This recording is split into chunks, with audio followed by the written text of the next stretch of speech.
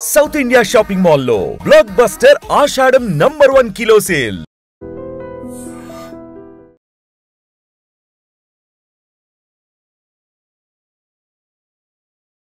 కోట శ్రీనివాసరావుతో చాలా తక్కువగా వర్క్ చేసే అవకాశం దొరికింది నాకు. బట్ నా అదృష్టం, ఆయనతో కొన్ని సినిమాలు చేశాం. ఆయన అప్పుడప్పుడు పిలిచేవారు, వచ్చి ఆయన కలిసి కూర్చునేవాడిని. కానీ అప్పుడప్పుడు రావు వస్తానంటావు రావు అండి అని ఎప్పుడు 3 నెలల ముందు కూడా ఆయన కలుద్దాం అనుకొని ఎందుకు ఇలా నెగ్లెక్ట్ చేసి అసలు ఇలా వస్తాడు అనుకోలేదు. ఈ న్యూస్ ఎప్పుడు ఊహించలేదు. ఆయన చాలా హెల్తీగా ఆయన మారిపోయారు. చాలా బాగానే ఉంటుంది. 3 months ముందు వచ్చి ఒకసారి కలుసిన పరిస్థితి అది బాగా నాకు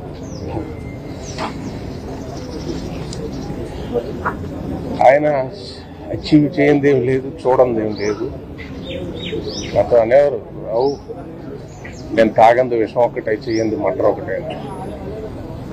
ఆయన అచీవ్ చేయండి అందుకొని శిఖరాలు కానీ నటుడు కానీ తెలుగు వాళ్ళందరికీ అవకాశాలు ఉండాలని కోరుకునే ఒక గొప్ప వ్యక్తి. తెలుగుదనంలో ఒక మహానటుడు. తెలుగు ఏం చెప్పాలి, తెలుగుకి ఆయన ఇది డిక్షనరీ. మనకి ఆయన చేయని క్యారెక్టర్స్ తెలుగు వాళ్ళకి రావాలని అవకాశం. ఎప్పుడు దానికోసం మాట్లాడే వ్యక్తి. ఎప్పుడు కలిసినా ఆ ఫైర్, ఆ ఎనర్జీ అంత అచీవ్ చేసి అన్ని క్యారెక్టర్స్ చేసి అంత ఎదిగి ఎప్పుడు యాక్టింగ్ గురించి, ఫైర్ గురించి, ఇలా చేసాడు వాడు అలా చేశాడు, ఇలా చేయాల్సింది ఇదేంటి నేను ఇచ్చేసాను, నటన గురించి 24 గంటలు అంత ఫైర్. ఆయనకి అంత ఏజ్లో కూడా ఎలాగుంది ఆయన ఒక ఆశ్చర్యం, ఇన్స్పిరేషన్ ఇచ్చే ఒక మహానటుడు. ఆయన అంటే ప్రతి ఇండస్ట్రీలోని, తమిళ ఇండస్ట్రీలో వచ్చి హిందీ ఇండస్ట్రీ కోట శ్రీనివాసరావు అంటే ఈజ్ లెజెండ్. ఒకటి ఏంటంటే ఆయన ఇంకా అచీవ్ చేయడానికి లేనంత స్థాయిలో ఆయన చేసిన పాత్ర. ఆయన్ని ఒక ఇవాళ ఇలా చూడాల్సి వచ్చింది. ఆయన ఆత్మ శాంతి కలిగింది. కోట గారు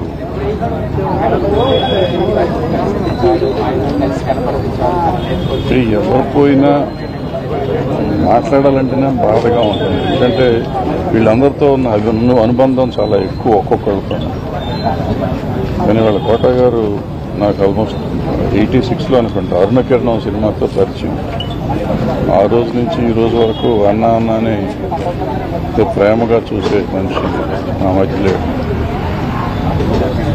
ఇదే ఇల్లు, మా ఇల్లు ఎదురుగుండా ఆఫీస్ ఉండేది. నాకు దగ్గర 7-8 ఏళ్ళు ఎదురు బదురు ఇంట్లో ఉండేవాళ్ళం. సినిమా ఇండస్ట్రీకి చాలామంది వస్తారు, సినిమాల్లో వేషాల కోసం వస్తారు, లేకపోతే డబ్బుల కోసం వస్తారు, ఏదో చేస్తారు. ప్యాషన్తో వచ్చేవాళ్ళు చాలా తక్కువ మంది ఉంటారు. అందులో ఒకడు కోట గారు. ఆయన వేషం అంటే పాతరం నటులంతా అట్లాగే ఉండారు. తర్వాత వచ్చిన తరం, మా తరం వచ్చినాక వచ్చిన కోట గారు కమిట్మెంట్, క్యారెక్టర్ ఎలా ఉంటుంది, క్యారెక్టర్లో డైలాగ్ మాడ్యులేషన్ ఎట్లా ఉంటుంది, గెటప్ ఎట్లా ఉంటుంది, ఏ క్యారెక్టర్ చేస్తే ఎట్లా అని 750 సినిమాలు చేశాడు. దగ్గర 400 సినిమాలకి ఎప్పటికప్పుడు సెపరేట్గా ఉండేటట్టు చేసుకుని చేసిన మనిషి ఆయన. ఆయన వేషం వేయటమే కాకుండా ఆ సినిమాని గురించి కానీ, సినిమా సక్సెస్, నిర్మాతను గురించి, సాటి నటుల గురించి, సినిమా ఇండస్ట్రీ గురించి ఎక్కువ ఆలోచించే మనిషి.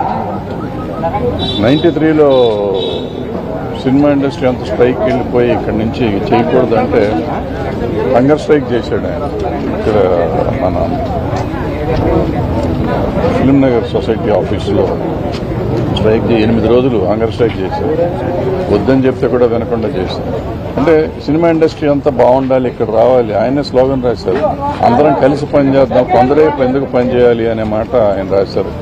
లోపలికి వెళ్తే మీకు ఫోటో కూడా ఉంది అక్కడ చూసుకోవచ్చు. అంటే సమాజం బాగుండాలి అంటే తను ఉండే వ్యవస్థ బాగుండాలి, వ్యవస్థలో అందరూ బాగుండాలి అనుకుని తాపత్రయపడ్డ మనిషి. తర్వాత సినిమాని పూర్తిగా ప్రేమించిన మనిషి, సంపూర్ణ నటుడు, సంపూర్ణ వ్యక్తి అయిన కోట శ్రీనివాసరావు నాకు మంచి మిత్రుడు, సోదరుడు. ఆయన మన మధ్య లేకపోవటం నాకు చాలా బాధాకరంగా ఉంది. ఇండస్ట్రీకి కూడా చాలా తీరని లోటు. ఆయనకి ఆత్మశాంతి కలగాలని ఆయన ఫ్యామిలీకి నా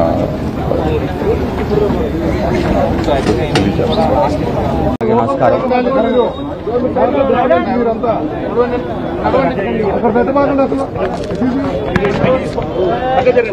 చాలా బాధాకరం,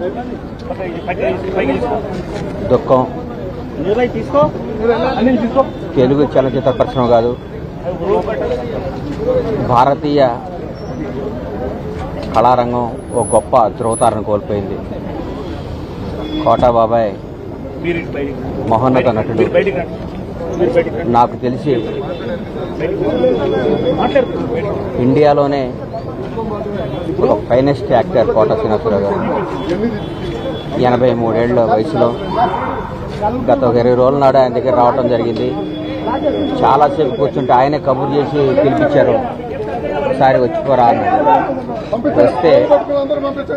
వస్తే ఆయన విషయాలు చెప్పుకుంటూ వాళ్ళ మనవళ్ళ నంబర్ నాకు ఇచ్చి, నా నంబర్ వాళ్ళ మనవడికి ఇప్పించి, అరే ఎప్పుడు ఏ అవసరం ఉన్నా ఈ పిల్లలు కొద్దిగా రెస్పాన్స్ ఇస్తుంటారా అన్నాడు.